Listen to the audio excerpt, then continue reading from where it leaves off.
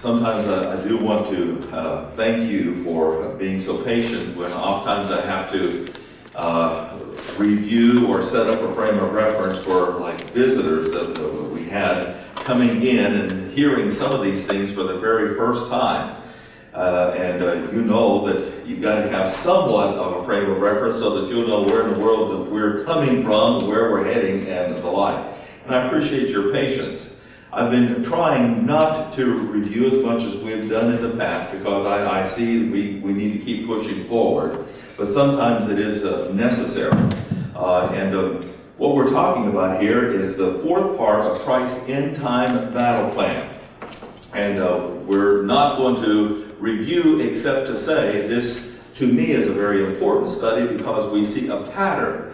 Just as God brought Israel up out of Egypt into the land, Jesus Christ is going to follow that exact same route, doing the exact same things in a more intense way to destroy Israel's enemies, those obstacles, and get the remnant into the land and bring in the kingdom. Now, part of those obstacles we saw this morning, and they are bodies of water with dragons in them. Not just one, Leviathan, but many others that are similar in form and function. And God specifically steered Israel toward those waters and enemies, but He always dried them up. And He's going to do so in a more pronounced fashion when He comes back the second time. And we saw that this morning. But there are some things we want to read here, leading into our next study, and that has to do with, the next installment here, the establishment of the highways and the completely drying up of these bodies of water. So here we are in Joshua chapter 4, just to remind us again of the two geographical markers that God uses time and again. Verse 23. For the Lord your God dried up the waters of Jordan, that's on the northern end, from before you, until you were passed over, as the Lord did to the Red Sea. He dried up from before us until we were gone over, that all the people of the earth might know that the hand of the Lord, that it's mighty, and that they might fear Him. Now, the world's not going to learn this first lesson, how God did it, and so therefore they're going to be ripe and prime for the picking at that time when they once again confront God Almighty. And He is going to come in His fury, wrath, anger with this consuming fire. Now what He does with the fire, as we saw, is go from place to place to place and dry up the waters as well as consume His enemies. So there were some verses that we did not, because of our time, look at this morning. So let's go to Isaiah 37.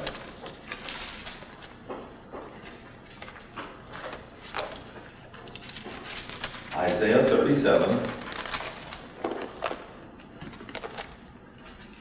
And we'll start with verse number 23.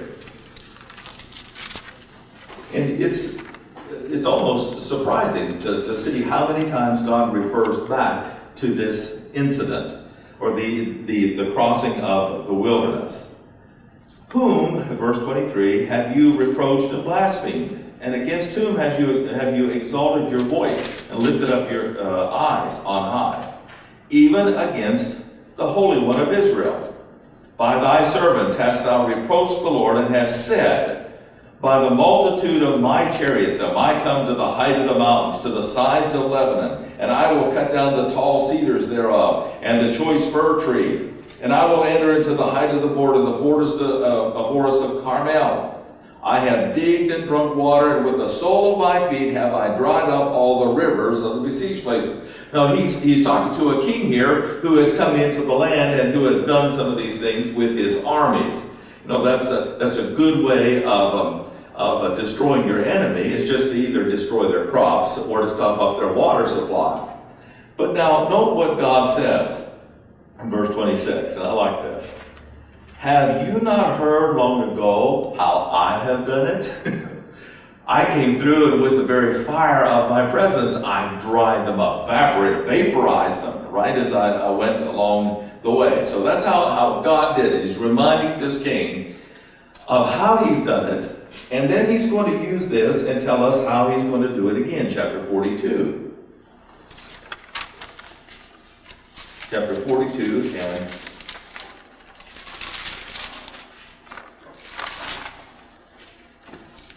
we'll start with verse number 12.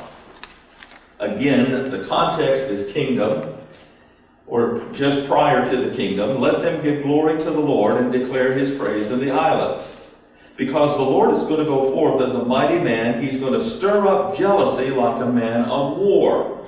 Now, what we're leading up to is the drying of these bodies of water, the establishment of the highway of holiness into the land, and also in the process, there is one special place where he's going to get so mad at a group of people that he is going to bring forth a lake of fire right from that location. His fire is going to wax so hot that there's going to be a meltdown of the earth to the lower parts, and it's going to surface at that point. He's going to prevail against his enemies. I have long time holden my peace, says God. I have been still and refrained myself. Now I will cry like a travailing woman. I will destroy and devour at once. I will make waste mountains and hills and dry up all the herbs. And I will make rivers islands, and I will dry up the pools. And you recall on the way up, for the most part, Israel drank from the spiritual rock that followed them, the rock that Moses struck, and they got their water from that supply. And the reason was, as we saw, there were these dragons there. Strange beings, odd type of strategy for Lucifer. But all right, let's go to chapter 44. Chapter 44.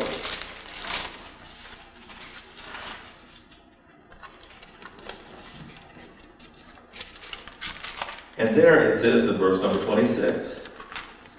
God confirms his word to his servant and performs the counsel of his messengers that said to Jerusalem, thou shalt be inhabited. Now remember, this was part of the oath to the tribes. God made an oath, and sometime in the near future we'll look at that oath. And the oath simply says to these 12 tribes, you are going to get in the land and you're going to have it as an eternal possession. It's part of the Abrahamic covenant. And many other times God addresses, and he said, I've sworn by myself. And the reason being there wasn't anybody else to swear to. God the Father can't say, I lift up my hand to God on high. He is God on high. The buck stops there. There's nobody higher. So he said, I'm holy. I've got integrity. I swear by myself. I'm an oath to the tribes. You're going to get that land. I promise you. So it says, you will be inhabited, and the city of Judah, you will be built.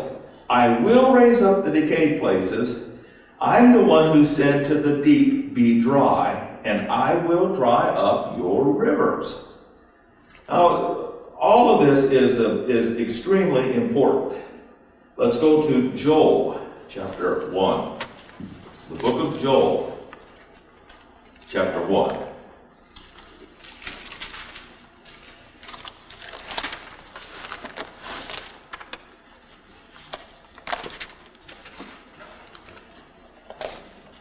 And in the vicinity here, Joel 1, verse 15.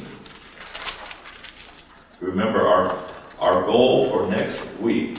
And by the way, what I think I'm going to do for those who do our taping here is I'm going to introduce the subject in the first hour next week, and then session 2 in the morning next Sunday, and then save the part 2 for session 2 of the next Sunday, and do 2 more parts of this on the nightly services.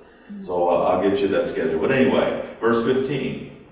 Alas for the day of the Lord is at hand. It's a destruction from Almighty shall it come. Verse 18. How do the beasts groan? The herds of the cattle are perplexed, because they have no pasture. Yea, the flocks of the sheep are made desolate. O Lord, to thee will I cry, for the fire has devoured the pastures of the wilderness. The flame has burned all the trees of the field. This is This is God coming through the land. There are other minor prophets who say the land was as Eden when God approached it, and it was parched ground when he left. I mean, he just burnt the whole thing, much like the forest fires and the field fires out west. The beasts of the field cry also, why? For the rivers of waters are dried up. The fire has devoured the pastures of the wilderness. So time and again we have this reference to fire coming before God. God setting some things on fire. Doing this, that, and the other with fire. Burning the ground, burning the vegetation, causing the animals to suffer. Burning his enemies and drying up the sea, the rivers, and the pools. There's no more water. Let's go back to Psalms 18. And we'll put in around verse 6.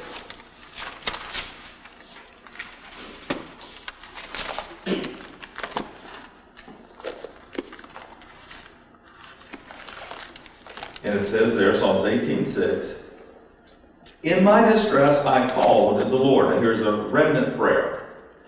Remnant saying, okay, Lord, I've endured to the end, and you promised if I did that, I'd be saved, I'd be delivered.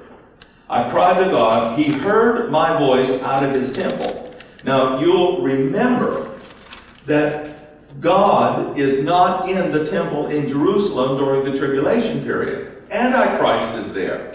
He occupies the temple and possesses it with his armies. But the prayer is uttered to God in his temple in heaven. And the significance is, and why we need to have a part 5 and 6, is that we need to look in heaven at the temple of the tabernacle of the ark of God. Because in it is the book of the wars of God. And that's important because that's the book that God the Father is going to hand to the Lord Jesus Christ. It's the book of the law in his hand that has the horns coming out of it.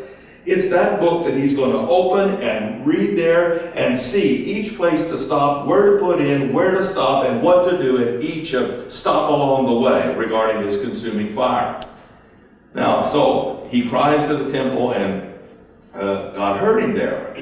Then the earth shook and trembled. The foundation of the hills were moved and shaken because he was angry. Then went up a smoke out of his nostrils, and fire out of his mouth devoured. Coals were kindled by it. Now, we're setting ourselves up to look at that jealous, devouring fire that's coming. All right? Verse 10, he rode upon a cherub and did fly. He comes, verse 11, in darkness. There's a pavilion round about him. In thick clouds, says verse 12. The Lord thundered in the heavens, verse 13. He gave his voice. And you recall that we have studied that when Christ gets on his horse, he gives the command to charge to the armies of heaven, so that all of them together begin swooping down and moving down toward the earth in the battle of the great day of God Almighty.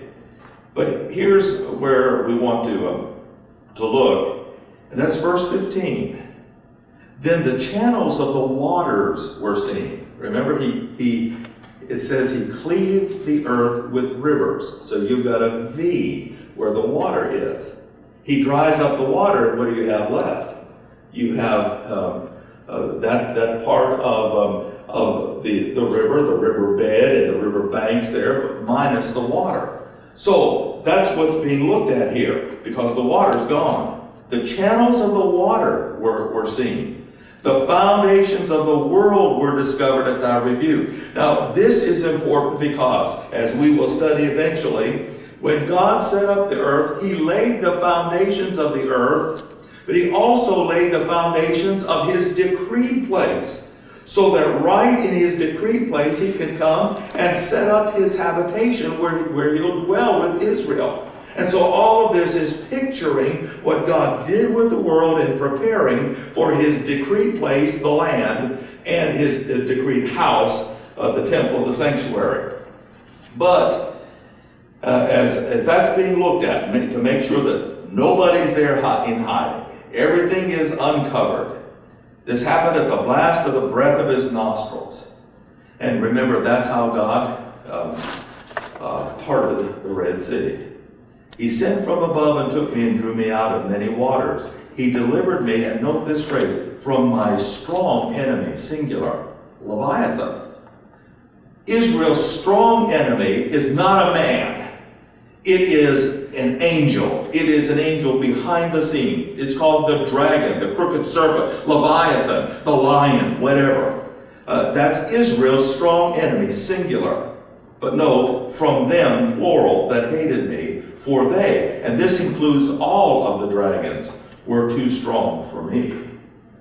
If it were not for God going through there with this consuming fire and drying up the rivers, Israel would have had no chance. And so God gave them that chance.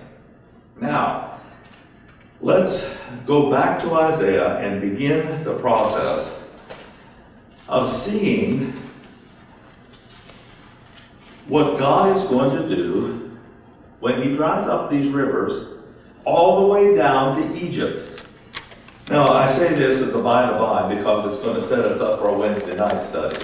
Because we're going to bypass the key passage, we're going to read it, that has to do with the Great Pyramid.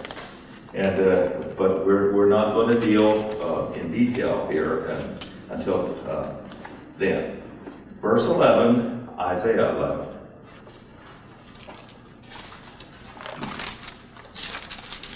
Note the setting, note the time. It shall come to pass in that day that the Lord shall set his hand again the second time. Significance prophetically. There's not a third time. There's not a fourth time. There's not a fifth time. He's done it once. He's going to do it again, and that's it. Once he starts the process to set his hand the second time, that's when the age or history is going to be completed for Israel. We're out of here already.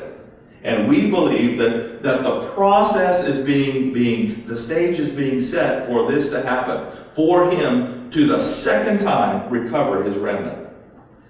Now note where he's going to get his people. The ones that are left from all the tribulation, from Assyria and Egypt. Now, the rest of these places are not pertinent to the study right now. We'll come back. He's going to set an ensign, verse 12, a sign for the nations. He shall assemble the outcasts of Israel and gather together the dispersed of Judah from the four corners of the earth.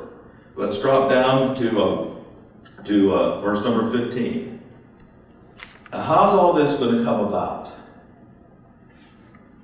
The Lord shall utterly destroy the tongue of the Egyptian sea. Now, this is, of course, the Red Sea that's being spoken of here. And you'll note, anytime you see it, there's a large body of water, and then what looks like two fingers protruding from it. The one is the Gulf of Aqaba, and that is to the right. But the one to the left is the one that Israel went through. And God calls that the tongue of the Red Sea. And what's he going to do to it? He's going to dry it up. He's going to come back again and he's going to dry that thing up so that Leviathan has no place to go. Let's read on. And with his mighty wind will he shake his hand over the river. Now this is the Nile River that's referred to. The way that we know that, he's going to smite it in its 7 streams and make men go over dry shod.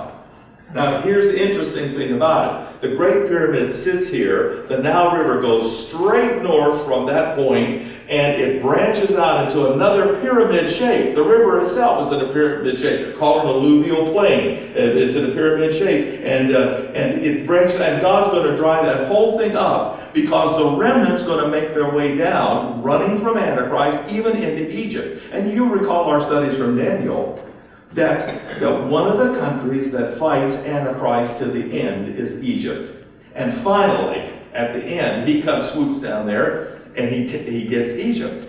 But now, he doesn't get all the population. He doesn't get all the remnant. They're in hiding. Just too much distance and land to cover, too few soldiers, because no sooner does he do that than Daniel says he perks up his ears and tidings out of the north. Egypt is south, tidings out of the north, and east trouble him, so he's got to bring a contingent of soldiers up out of Egypt to go and face these other soldiers. So that's how the remnant gets spared for the most part. Anyway, so it goes down to Egypt. What was it talking about? The Great Pyramid. The Great Pyramid, as we're going to see, is going to be a marker for God and a marker for a highway. Let's go back here. The 7th stream, to make men go over dry shod. No obstacles for the remnant. And there shall be an highway for the remnant of his people, which shall be left from Assyria, that's clear way past north of Israel, like as it was to Israel in the day that he came up out of the land of Egypt. From Egypt to Assyria, there's going to be a highway, and there's not going to be any bridges there. God dries up the water so that men can cross right over into the land. All right? Let's go from here to chapter 19.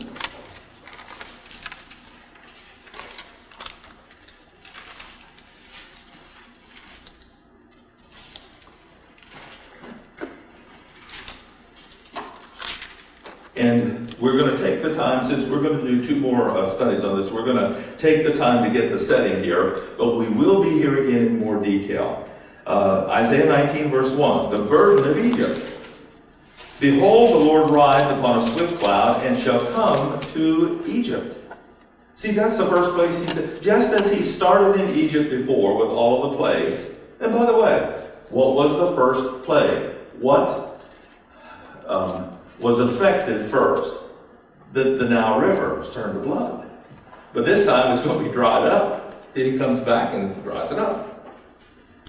Egypt shall be moved at his presence. The heart of Egypt shall melt. I will set the Egyptians against the Egyptians. These are those Egyptians that join Antichrist. Not all Egyptians do. The spirit of Egypt shall fail in the midst. I'm going to destroy, this is verse 3, the counsel thereof. And the Egyptians will I give into the hand of a cruel lord, and a fierce king shall rule over them. Who's this a reference to? Antichrist. That Daniel says comes down and gets them and takes their land. But note, the water shall fail from the sea. I'm going to dry up the tongue of the Red Sea. The river shall be wasted and dried up. He's going to dry up the Nile River.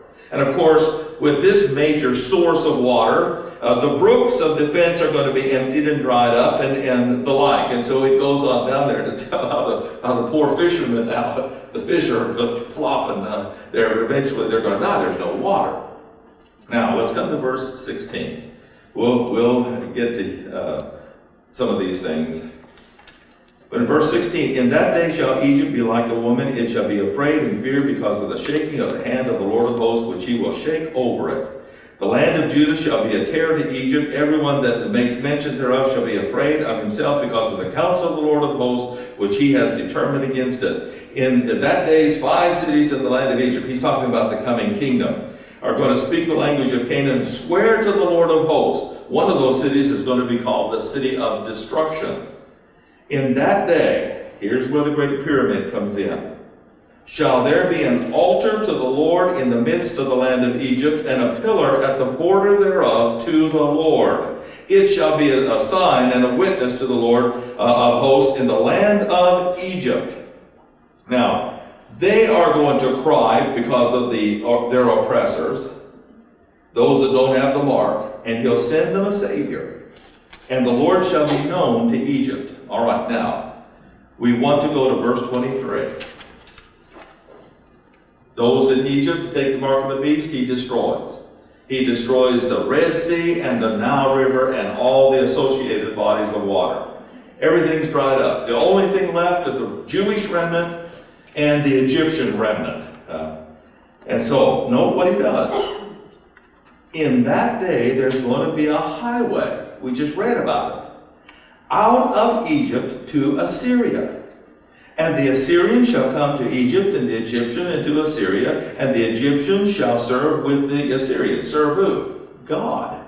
This is kingdom. In that day shall Israel be the third with Egypt and Assyria, even a blessing in the midst of the land, whom the Lord of God shall bless, saying, Blessed be Egypt, my people, and Assyria, the work of my hand. there's going to be a grouping. Of course, Israel is the diamond. Israel is the crown jewel of God.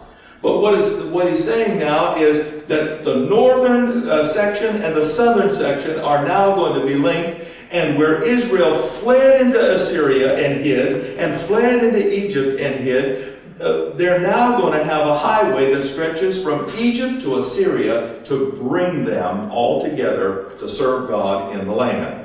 So let's go from this point to chapter 35. We're going to get the name of that route.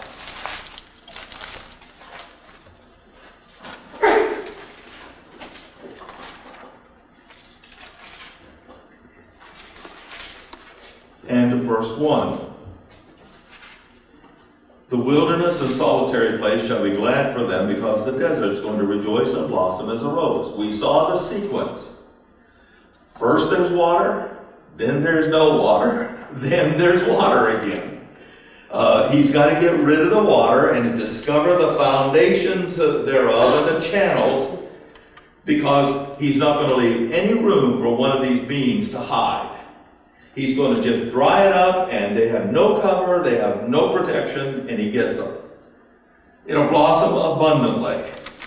And so it goes on down. God is going to come, verse 4, with a vengeance and a recompense. Come and save you. Then the eyes of the blind open, the ears of the deaf, lame man, and the like. Streams in the deserts, cause waters will break forth in the wilderness. Parched ground shall become a pool. The same pools that he dried up, he now fills. The thirsty land, springs of water. In the habitation of those dragons, note, where each lay, shall be grass with reeds and rushes. So he dries them up, gets them out of there, refills them, and now there's vegetation again, lush and green and rich. And an highway shall be there, a way, and it shall be called the way of holiness. Now, this is that highway that starts in Egypt. It splits to go this way, eastward of Israel and westward of Israel, and connects north of Israel in Damascus. We mentioned these routes, and it's going to be well marked. And I like how God describes how well marked it is. Let's read on. It's the way of holiness. The unclean shall not pass over it. They're all dead at this moment. But it shall be for those, the wayfaring men, though fools, shall not err therein. Now that is great. Here, they always say men don't ask directions. On this highway, they don't need to, because you have to be this shy of being the village idiot to miss how in the world to get to Israel. That's what he's saying. You're a traveler, a wayfaring man. Though you're a fool, you still can't miss it. It's right before you, and you'll not get lost and wander in the wilderness. No lion's going to be there, no ravenous beast. The redeemed shall walk there. This is for the remnant.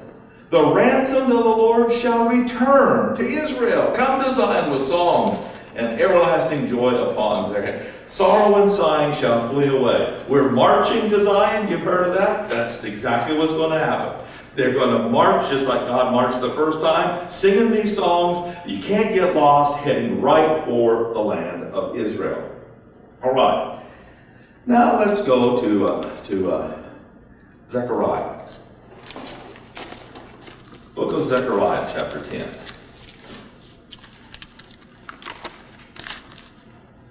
Zechariah 10.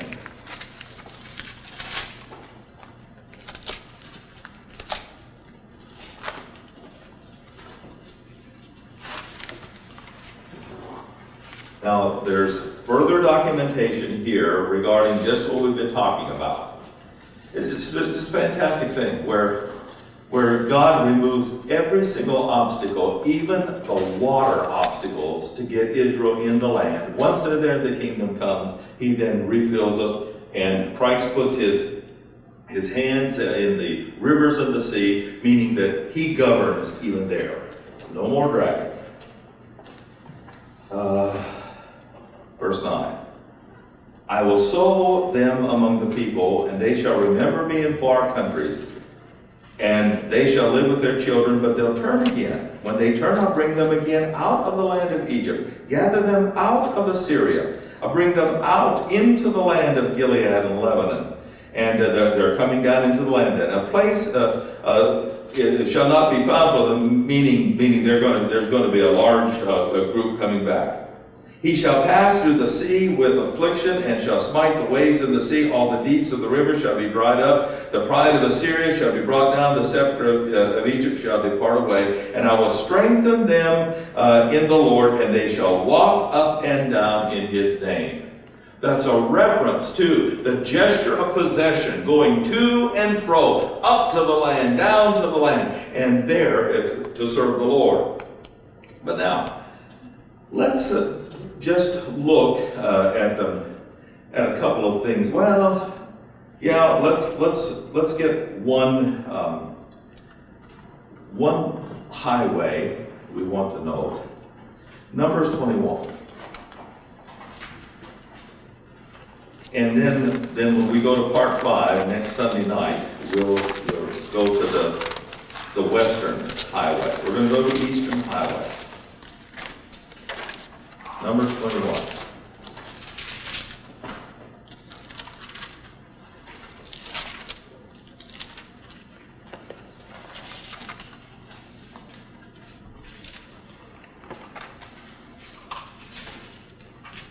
And verse number 21.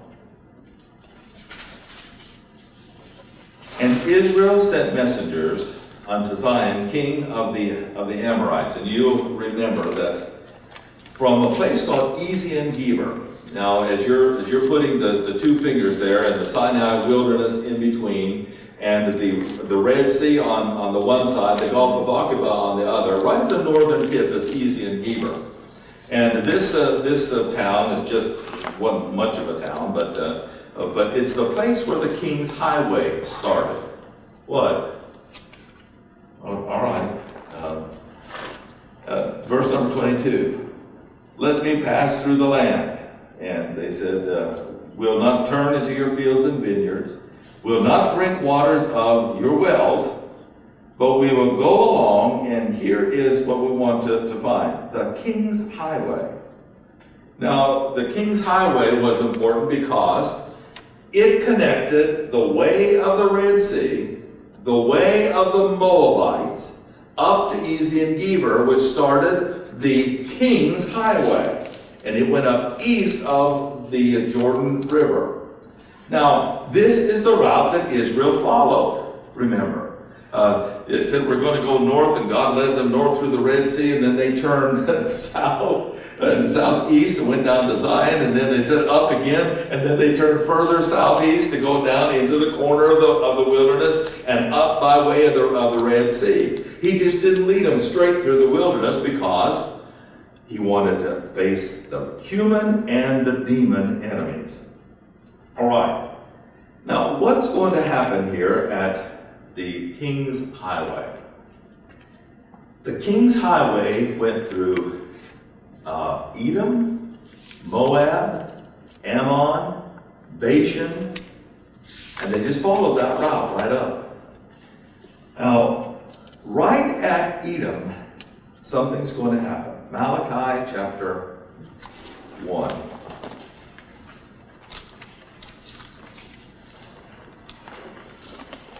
Now we're going to, with our remaining time, begin the process of looking at the melting fire.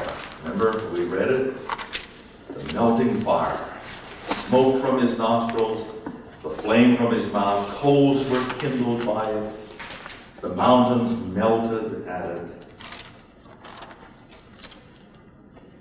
And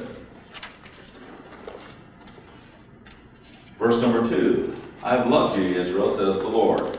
Malachi 1:2. Yet you say, where have you loved us? Where was not Esau, Jacob's brother? Yet the Lord said, I love Jacob. I hated Esau and laid his mountains waste and his heritage waste for the dragons of the wilderness. Now there you go. The dragons of the rivers and the dragons of the wilderness. He took care of both. But because Edom said, we are impoverished, but we will return and build the desolate places.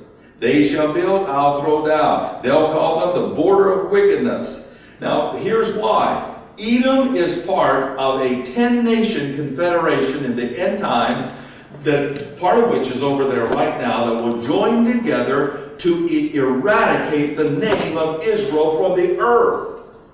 And so God says, I hate them, and I'm going to do something there. I'm going to use their land, Petra, to protect part of my remnant. But now watch what he says. They shall call them, this is in the kingdom, the border of wickedness. Edom is on the southern border of Israel at the time he's speaking. So you can stand on the southern border and look into Edom, and you call it the border of wickedness. The people against whom the Lord has indignation forever. And your eyes are going to see it, and you're going to say, the Lord will be magnified from the border of Israel, called the border of wickedness, which is joined to Edom. Now, what is going to happen there? Deuteronomy 32.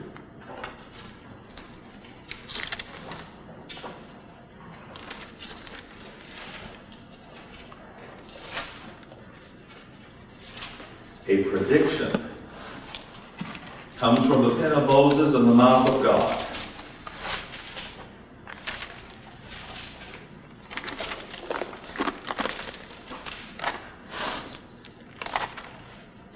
Verse number 21. They have moved me to jealousy with that which is not God. They have provoked me to anger with vanities. I will move them to jealousy with those things which are not a people. I'll provoke them to anger. For a fire is kindled in mine anger. Now, all along, he's got a consuming fire. But right at this place in Edom, and we'll see other scriptures to substantiate it, right at this place, he is going to have his fire extremely hot. For a fire is kindled in mine anger, and note, and shall burn unto the lowest hell, and shall consume the earth with her increase, and set on fire the foundations of the mountains. All right. Where is this going to happen? Turn to Isaiah chapter 64.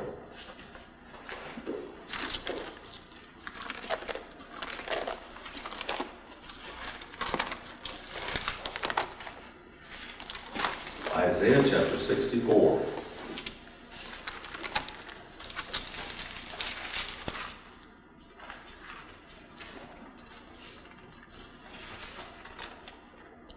Now, we're going to be going through and noting it. Isaiah has, as we read this morning, mentioned the melting fire. Oh, that you would rend the heavens, verse 1, that you would come down, that the mountains might flow down at thy presence. This is the melting concept.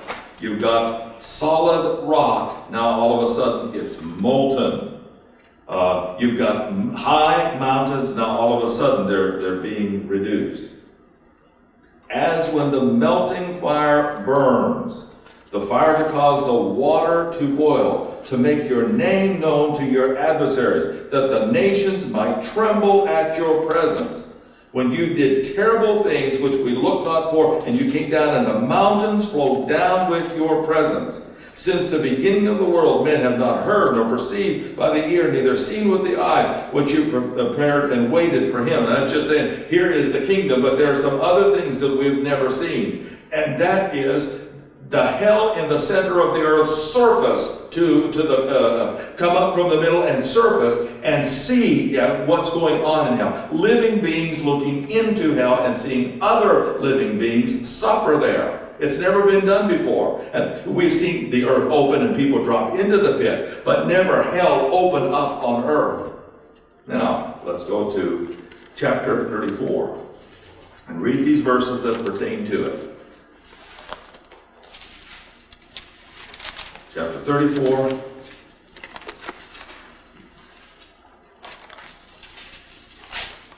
Verse 5. My sword is going to be bathed in heaven. It shall come down upon Idumea. What's Idumea? Edom. What's Edom? The border of wickedness. The people against whom the Lord is going to have indignation forever. And the way that he shows that indignation is right on their spot. He makes a lake of fire. It says in verse 6, the sword of the Lord is filled with fat. It comes down and the sacrifice in Bozrah. Where's Bozrah? It's the chief city of Edom. A great slaughter in the land of Idumea. Verse 8, for the day of the Lord's vengeance, the year of recompenses has come. What's going to happen then at Idumea or Edom? Verse 9, the streams thereof shall be turned to pitch, the dust thereof into brimstone. The land of Edom thereof shall become burning pitch. It shall not be quenched night or day. The smoke thereof shall go up forever from generation to generation. It's going to lie waste. None shall pass through it forever and ever. Now that part, the way of holiness goes around to the side, as we'll see in a moment. Whosoever takes the mark of the beast, it says, the smoke of their torment ascendeth up forever and ever, and they have no rest day nor night. They are tormented in the presence of the angels and in the presence of the Lamb, it says. That's how this happens. It happens right in Idumea. It happens right in Edom. The burning fire, and it goes straight down there, and hell comes up to the surface. All right? Now, let's go from this point then to Isaiah 66. That's about all we're going to have time for. Isaiah 66.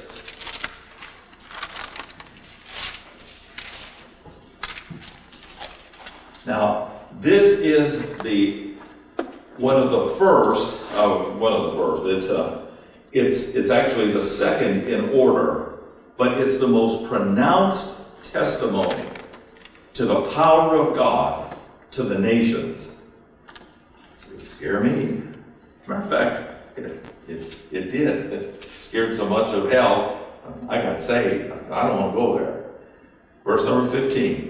For behold, the Lord will come with fire, and with his chariots in a whirlwind, in anger and fury, rebuke with flames of fire. For by fire and his sword the Lord will plead with all flesh. The slain of the Lord shall be many.